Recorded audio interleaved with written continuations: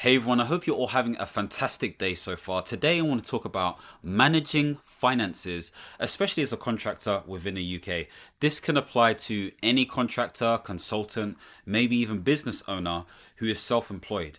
Now, of course, being a contractor can sometimes be a bit scary for some people because, if it's something you're doing for the first time, you may not necessarily have seen a certain amount of money for the first time or come in a lump sum.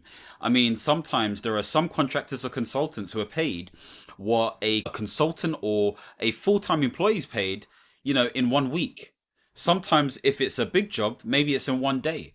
So seeing all of that money, you have to think to yourself, how am I going to manage this stuff? And of course, as a contractor, you are contracted to do certain amount of days and or hours. I'm not going to get into the inside and outside stuff because I've spoken about that at length, but all you should know is there are types of contractors that are treated like employees based on HMRC conditions, and there are some contractors who are treated like real business owners based on HMRC conditions. And so with that in mind, let's talk about managing finances. So first thing you have to understand is personal budgeting is key, okay? Like it is fundamental. And in order to ensure that you are sort of like having the right habits and everything else, you need to have some sort of financial goals. Now, what do you do first? The first thing you should probably do is look at your bank statements, okay? Look at your bank accounts and try to understand what comes in, what goes out. The first time I really took grasp of this concept was when I read the Rich Dad Poor Dad book by Robert Kiyosaki. Everyone talks about this book, especially if you're in entrepreneurship or whatever it may be. And even though the stuff is basic, it really triggered in my mind things that I should be doing. Understanding what are assets, understanding what are liabilities, understanding what comes in, understanding what goes out.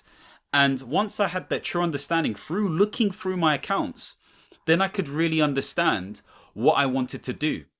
So I realized, I remember the first time I did this, I think it was 2016, 2017. I was seeing that money was going on holidays. A lot of money was going on transport. A lot of money was going on food. A lot of money was going on debt. So I knew those things were things that I needed to focus on. I knew I had certain habits of impulse buying, okay? And with that in mind, I know I needed to sort of reduce that stuff so I wouldn't continue to impulse buy. And so understanding this led to behavior change because I knew I had a certain goal to save a certain amount of monies. Now, this also leans into understanding how you're paying off any debt if you have any debt. So I was in a situation where I had taken out accumulatively over time about £30,000 worth of debt. And the reason I took out that debt is because I was trying to buy my way out of not the rat race, but out of being in a less fortunate situation. Okay, I'm not going to say that my mother or father didn't try hard or anything else. They did amazingly with me. Of course, socioeconomically, times are hard and they have been hard.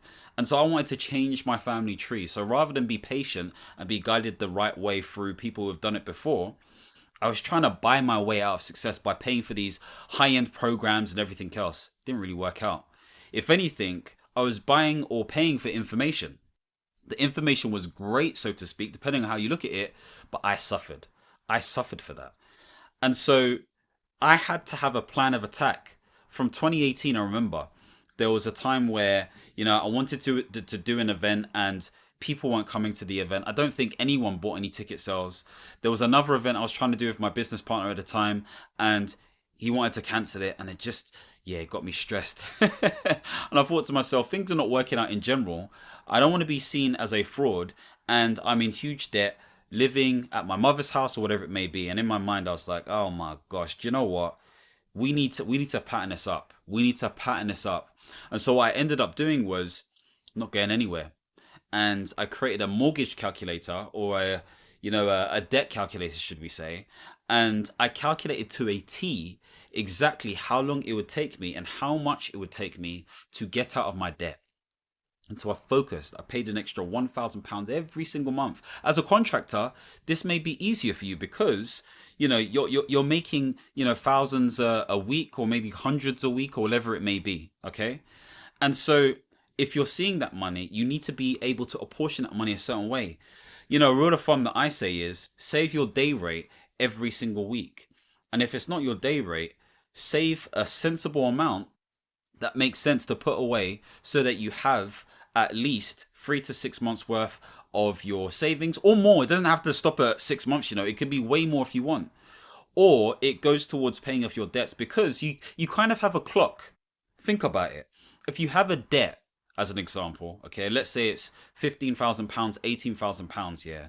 You kind of have a clock. If you're there for 3 months, yeah, you may be able to pay everything off, but do you have something saved to help you just in case you don't find a contract in the next 1, 2, or 3 months?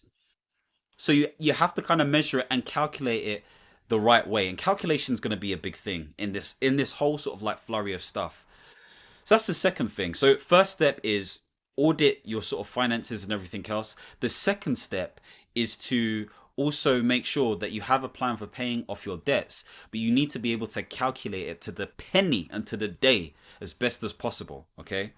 So once you've paid off debt, and let's say, for example, you don't have any debt, you may skip over to this third step. You want to make sure you have savings. And I've already slightly spoken about that. Save money. Okay. Cash is king and queen. Why is it king or queen? Well, for me, in my mind, if I have money readily available to spend on things, not in assets and blah, blah, blah, and all this kind of stuff. If I have money readily available, I'm more dangerous. I can spend my money how I want to spend it. And so you need to be in a position where you can easily spend things, whether it's for an emergency, whether it's for something that is towards your contracting or consulting or even coaching business, as an example, whether it's towards something else that you want to do. You need to have cash. So have a goal. Maybe you want to save, let's say, for example, you're making, I don't know, £500 a day. I always use that example. Maybe it's £400 a day. Okay. And with that £400 a day, that's, I don't know. I'm trying to do the maths, but I'm not doing the maths quickly. It's £2,000 gross, of course. There's going to be taxes taken off of that. Whether that's business tax at 20% of time of recording, or whether that's based on being inside and it's going to be a bit less than that. Then let's say you take home 1,300 as an example, maybe 1,400. I don't know. I'm just making this up. I'm not an accountant. If it is that, then you need to be able to save or think about how much of that is going into your expenses and how much of that can you keep. So, okay, there's a bit of mathematics here. I need to know what I'm spending each month. So for me and my missus, what we have is a solid Excel spreadsheet, and we update it each time with comments and all this kind of stuff there, that has all of the different expenses that we have, whether it's monthly, whether it's yearly, whether it's quarterly, whatever it may be. And we break it up into those different bits as well. So we have an average view, an average picture, and we're able to understand whether we can take on more expenses or make savings if we're not using those things anymore. That sort of method that we've used for years has meticulously helped us understand where we're at. I say this to say, once you know what your expenses are, you're not being over ambitious in terms of your savings. You know what you can save. So maybe you can save each week, even though you make what, 1,300, 1,400, depending what it is, you can save £500. You can save £500 every month. And maybe your expenses are, I don't know, £700, £750. Maybe it's £1,000. Maybe it's more than that. Maybe you can't save straight away. Maybe you need to up your contract, which moves to the next point. Find things where you can make money. Okay, now start off with your career as a contractor, as a career contractor, okay, or conservative contractor, as I call it. You're in a position where there is still a career element to it. There has to be, because each job that you get, you gain experience, you gain a reputation, you gain a sense of knowledge. You add this, you accumulate this stuff onto what you've done before. And so there should be an opportunity to build your bargaining power when it comes to applying for high positions. I've definitely been able to accelerate up the ranks, so to speak, based on the fact that I've been contracting and doing these weird and wonderful and interesting and innovative sort of roles. Nothing's really followed a certain sequence. I was a communications and engagement consultant. That was the first one. That didn't really work for me. That changed quickly to a relationship lead. That also changed to a workforce and resourcing lead. That changed to a senior project manager. That then changed to a program lead, or program manager, should I say. And then another program manager, but a different type of thing. So this is all different stuff. This is not all connected, this is all different stuff. But You're seeing that, okay, I'm developing deep stakeholder engagement skills at the beginning, okay, and understanding how to commission things and communicate, etc., etc. I'm also understanding how to do budgets and resourcing and workforce plans and understanding risk. I'm also looking at how to look at governance and speak more strategically and talk directly to directors or leaders or heads of in order to understand how to create delivery. These are all different skills that I get. These are all different skills that I have. And so when I mash that together, that creates a unique set of skills and experiences that I have that I can communicate tailored to the right audience based on where I want to go, thereby making me more money. So hopefully that gives you an idea. Hopefully that gives you some sort of angle. So bear that in mind. So we've spoken about, obviously, number one, and knowing what's coming in and out and understanding your situation. Number two, paying off some debts, because that's really important to do. Number three, savings. And number four, leveling up where you can. Okay. See if you can level up. Maybe you're making £400 a day. Maybe you want to see if there are opportunities for 500. I'm not going to lie to you. The market is moving a bit wild right now. Okay. It can be difficult for some industries, but you have to keep on trying, okay? And of course, you want to look at job boards, like I've mentioned before, the CV libraries, the reads, the etc., etc. You want to see if you can broker introductions and conversations through other contractors or via speaking to people on LinkedIn. And some of these agents will ignore you because I was speaking to a friend the other day. We were both saying that sort of like relationship building with agents has kind of died. There's this very sort of like bi-directional, black and white, cutthroat sort of like energy we're feeling when it comes to that real authentic, well, quote unquote authentic relationship that it was usually built with agents. And they're probably under a lot of pressure. It may be difficult for them to find work as well, and they may have their set of people, etc., etc. But see if you can still try to build those relationships. There's also speaking to other ex-colleagues and people who you've worked for before and all this kind of stuff there. There's you trying to broker your own sort of like contracts. And of course, you can go for bigger, badder and bolder contracts if you're inclined that way and, try to sort of like create an opportunity for yourself. But those take longer to sort of like get, underway and stuff. So think about making more money through the types of contracts you get through your experiences. The other thing you need to think about, I spoke about this in the previous video, is tax efficiencies, okay? And I don't need to go into detail, but you really need an accountant if you don't have an accountant. They're going to be your best friend. They're going to educate you when it comes to understanding how to, structure your organization or your business, how to go about spending your money and all of that kind of stuff there. I don't need to go into the detail. You can watch the video to learn more about that. But you want to make sure that you're tax efficient. And sometimes you may be on the wrong sort of like IR35 status because, maybe you've been pressured to go into this space because, the end client needs your type of expertise and there's no one else and you feel like you don't have a choice. It is always your choice, okay? I know it may feel, hard to understand and explain, but it's always your choice. And unfortunately, a lot of contractors have been put in a position where they feel like it's not their choice.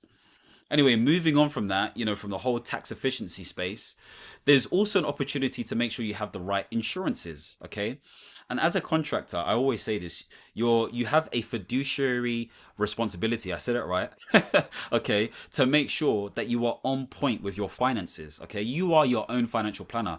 If you can afford one, get a financial planner, and fees may range between 1 to 2% or 1 to 3%, depending on what sort of like asset or structure class or whatever it may be that you're trying to get help with from them. But if you can't afford that, or if you don't want to go down that route, you need to be your own financial planner in many respects.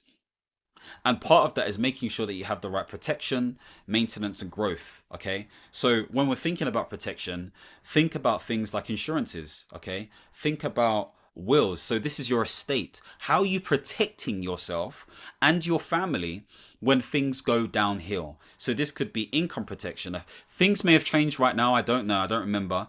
But at least with income protection, that kicks in for certain circumstances. I think it comes down to, I want to say, health related things and some other stuff, but you can look this up yourself. They used to protect you if you lost your job, whatever it may be, and I think obviously it's slightly different to contractors. And of course, if you're inside of IR35, there may be a bit of a loophole there, but I'm not going to get into all of that. You can speak to your accountant and or a financial planner for more information.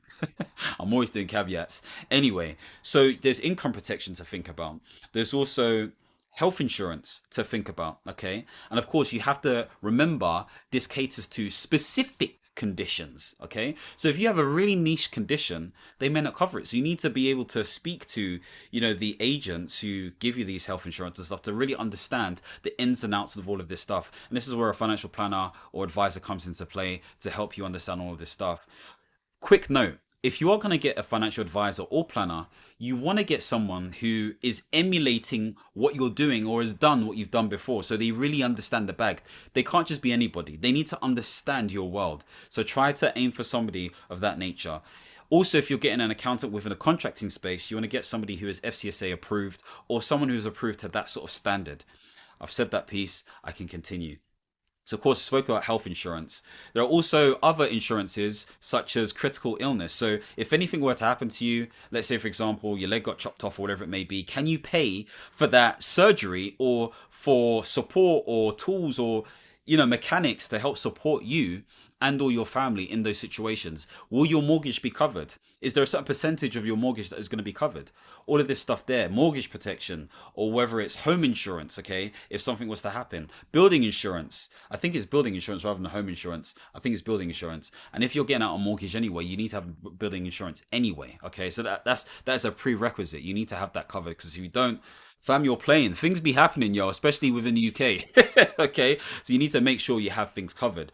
Remember, building insurance is separate to contents insurance, which is not a requirement, but obviously advised to make sure your things are covered.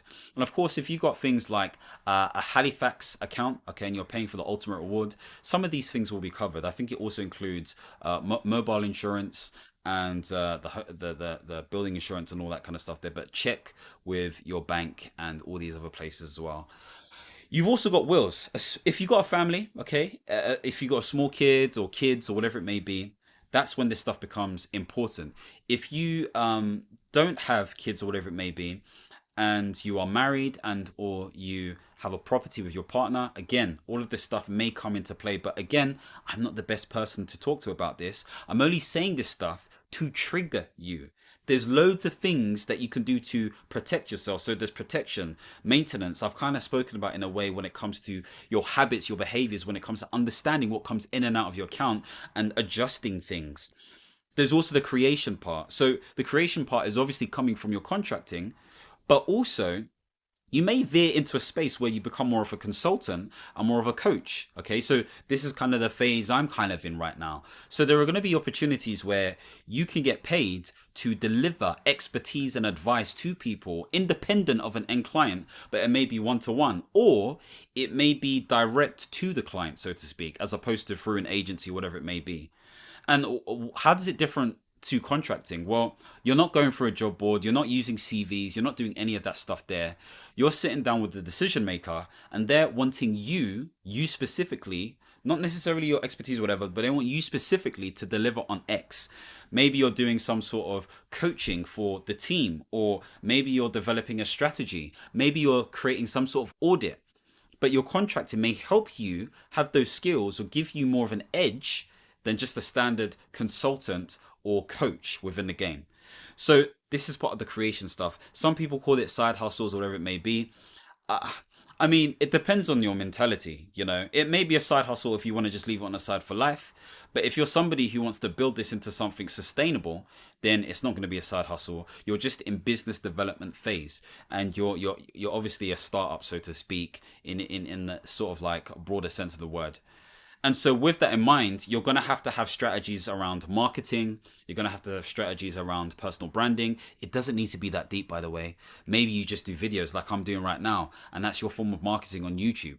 I'm doing this on my phone, okay? Yeah, there's a light here, and I've got a mic here. You don't necessarily need a mic. You can use things like YouTube Create on your phone to edit your videos and all that kind of stuff there, make it look all neat and nice. If you want to see videos on how I sort of like market myself and brand myself and stuff, then let me know. I'm happy to do a video on that. You can comment below. If there's anything else you'd like me to talk about, I'll do that.